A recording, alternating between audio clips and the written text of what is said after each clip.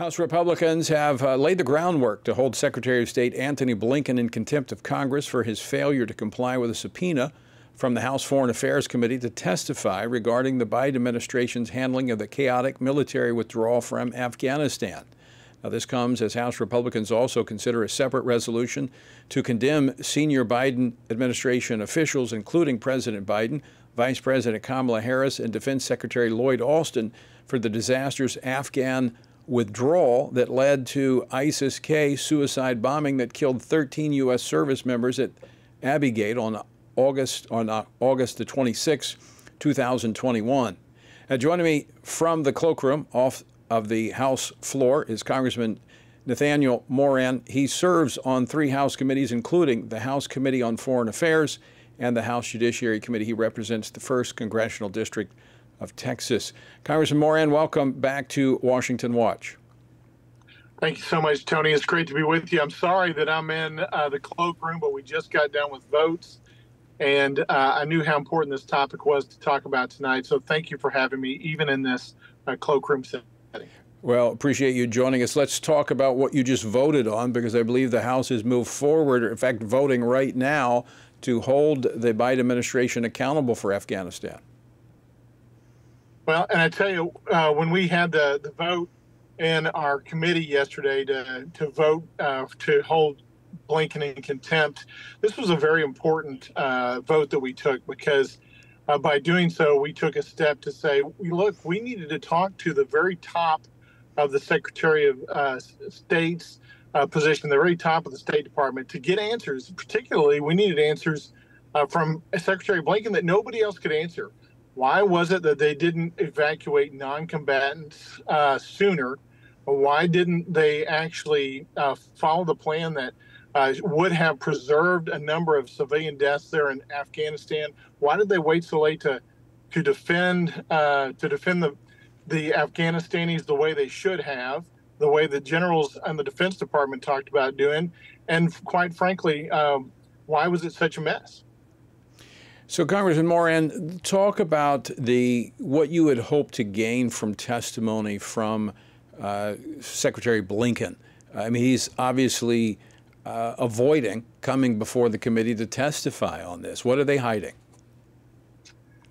Well, you know, responsibility starts at the top, and Secretary Blinken is the last person in the chain that we had not been able to talk to get these final answers on the botched withdrawal. We talked to a number of military leaders about the plan for withdrawal, but when you talk about keeping the State Department officials there on the ground for as long as he did, we needed to know why.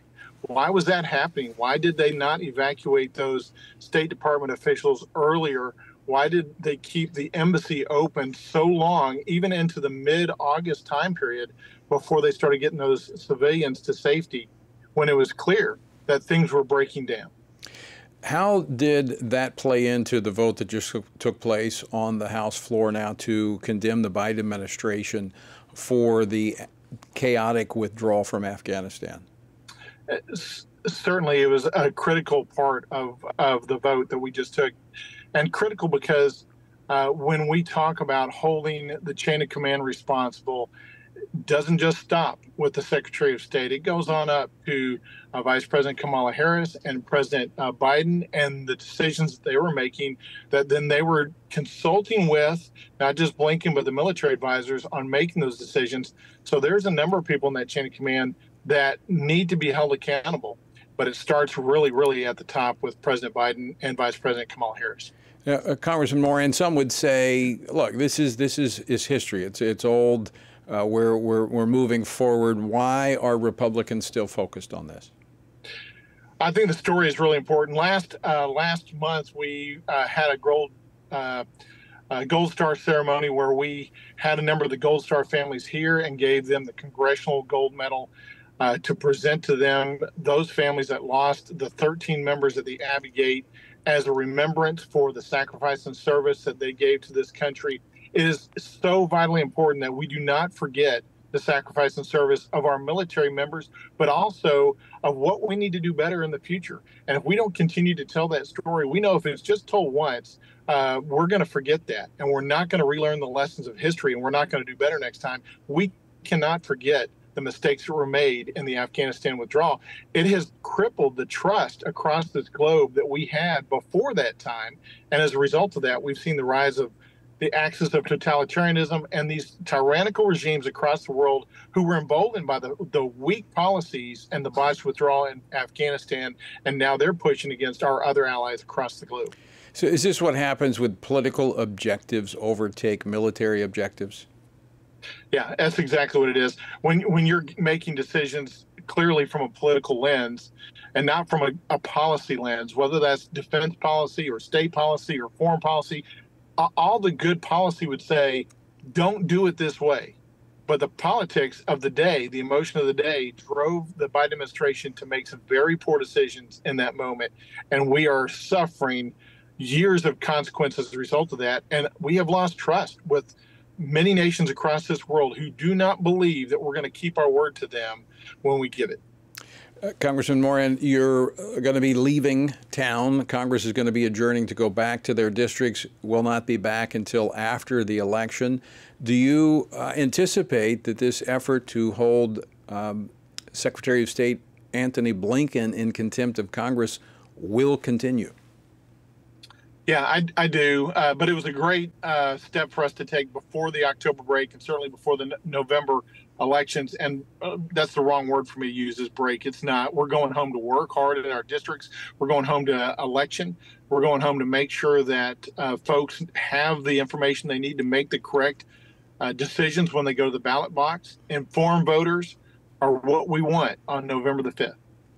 When you come back, as of today, of course, I assume the Senate is going to follow through the continuing resolution passed the House, keeping the government functioning until, I shouldn't say functioning, funded, I should say, until December the 20th. You come back in a lame duck session, you're going to be confronted once again with a funding issue. What's that going to look like? It's going to look like, unfortunately, what we've seen before. This is the same song, second verse, or maybe it's the same song, 20th verse that we've seen before.